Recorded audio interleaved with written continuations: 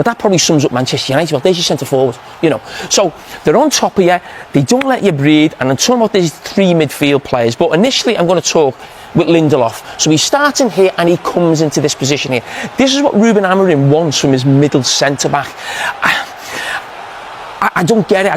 He doesn't want to receive the ball there. I don't think any centre back Manchester United have got at the club wants to go in there and try and receive the ball with his back to goal. I'd even go as far to say is probably one of the best footballers centre backs Manchester United ever had was Rio Ferdinand. I don't think he'd be comfortable going in there. So I don't get what you're getting from it. But he goes in there, he's got his back to play. But again, as I said, you've got Joe Linton going, you've got Tonali going, you've got Guimaraes here. He now gets the ball again. He's not a player to receive the ball in here.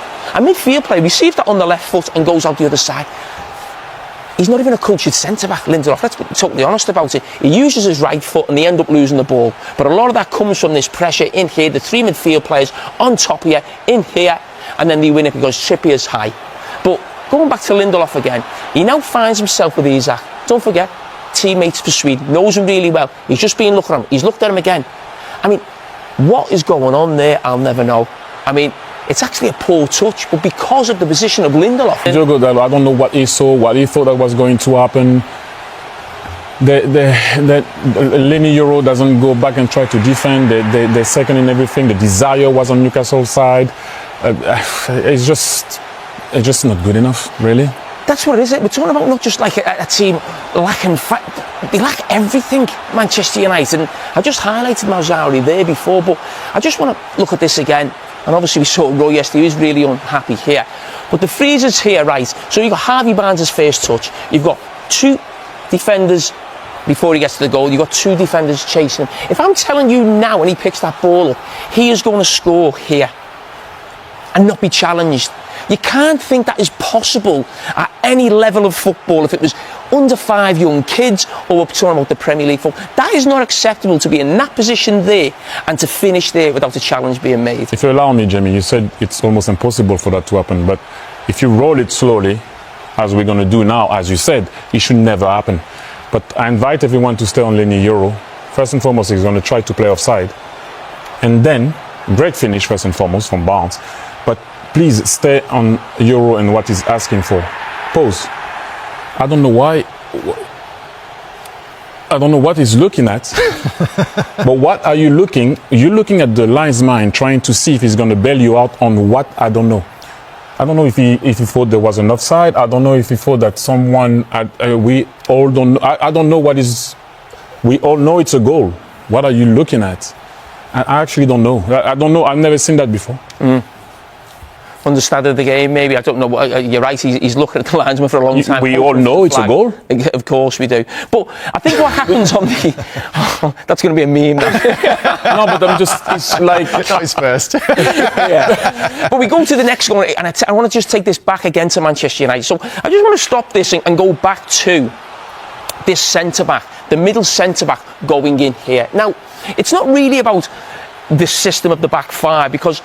When we just stop it now and the goalkeeper gets it, you could argue, OK, that's a system of a 4-3-3.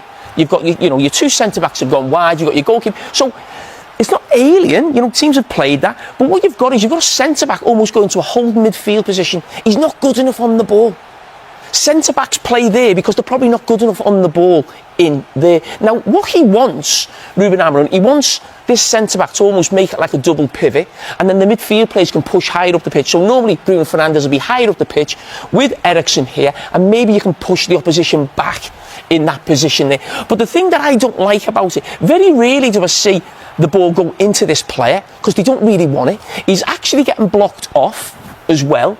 And then when there is a turnover, there isn't anybody in the centre. Now, I look at that and think, well, OK, if you're playing the three at the back and Lindelof was in a conventional position, these players here, the wide centre, could go wider, which then means that maybe your wing-backs could play 10 yards higher up the pitch. Because the big thing for me when I watch Manchester United, you very rarely get the wing-backs on the last line. That's why they find it very difficult to get out. So for me, I don't like this. I don't think it's going to change because I used to do it with Sebastian Coates, a player I knew from Liverpool, who's a Uruguayan player, good defender, really poor on the ball. But he used to play that role for Sporting Lisbon as well. I don't really get it or understand it. And then this is a problem. The goalkeeper obviously makes a mistake. But obviously, if you're playing a back three, Lindelof would be in this type of position if there was a turn-up. But again, it's just a mess. You've got Arsenal legend and football pundit Thierry Henry didn't hold back after Manchester United's humiliating 4-1 loss to Newcastle at St James Park. The former striker, known for his sharp tactical mind and no-nonsense analysis, blasted a Manchester United player live on air, leaving fans and fellow pundits stunned. "I've never seen that before from a Manchester United player," Henry exclaimed, referencing a shocking moment in the game where a Red Devils star appeared to give up tracking back, allowing Newcastle to punish United's sloppy defending. While Henry didn't initially name the player, fans quickly connected the dots. Criticism was aimed at a senior figure, believed to be a symbol of leadership and fight. Henry, clearly frustrated, continued, "Greater than at a club like United, you don't walk, you don't stop, you never quit. I don't care if you're 4-1 down or 10-1 down, you fight until the end." His words hit hard, especially with United's form spiraling and questions growing around effort, discipline, and mentality within the squad. Many fans on social media echoed Henry's sentiment, with hashtags like #embarrassing, the fight, and not United trending after the game. This brutal moment of pundit honesty speaks volumes about the state of Manchester United. Once feared for their fighting spirit and resilience, they now seem unrecognizable even to rival legends like Henry, with head coach Ruben Amorim under massive pressure to instill discipline and direction. Such critiques only deepen the urgency for change at Old Trafford. Henry closed his segment with a stinging statement, "Greater than you can lose a game. But not like that. Not like that if you play for Manchester United." As the fallout continues, fans are waiting to see how the club responds. Will Amorim lay down the law? Will the squad show any pride in the next game? You can say it saves at least face. we're still in Europe next year. Yes, it saves finishing in the face. bottom half of the table, your lowest Premier League finish ever, points tally ever, with nothing to look forward to next season, just domestic games, could be very spooky. They can. You just feel like there's so much going on there at Spurs. You know what I mean? We're seeing all the stuff that's going on with their and manager. yet Spurs listen. I know as Amorim said to be fit for this game in the Europa League on Thursday night, and that's all he wanted to talk about after the defeat by Newcastle. All Amorim said was Thursday. Yeah. We're looking ahead to the game against Lyon on Thursday. I just hope it's not put too much pressure on them in a weird sense, because the league is essentially a write-off, but United do have young players. They brought in a young Harry to play in their game as well on the weekend. You just hope that now, that because of Onana's comments before the first leg and what happened, now come to the second leg, that it doesn't become a pressure point. It will. Where they crumble underneath it, because the whole season has been that. They've just not managed to rise to the occasion when they need to. So you're saying he's going to play Onana in that game? He's rested him for that game, would you say? Well, I mean, why would, if you drop him for both... He's saying it is just for one game. Yeah. That's what Amorim has said, but we will see in midweek. We'll see, as Ruben Amorim kept saying after the defeat by Newcastle, we'll see on Thursday, is what he kept saying. Thank you very much. Thierry Henry has torn a Manchester United player to pieces for doing something he has never seen before against Newcastle United. Henry joined David Jones and Jamie Carragher on Monday Night Football for Bournemouth vs Fulham. Ahead of kick-off at the Vitality Stadium, the MNF panel looked back at last weekend's Premier League action, including Man United's bruising 4-1 defeat to Newcastle.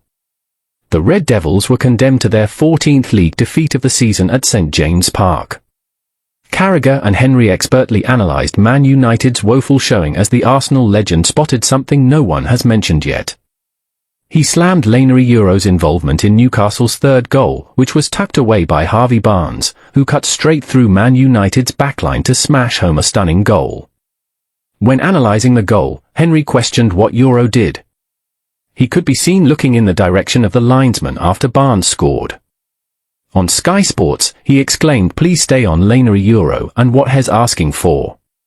"I don't know what Hes looking at. Are you looking at the linesman to see if he'll bail you out?" "I don't know if he thought there was an offside," he added. "We all know it's a goal. What are you looking at?" "I don't know, I've never seen that."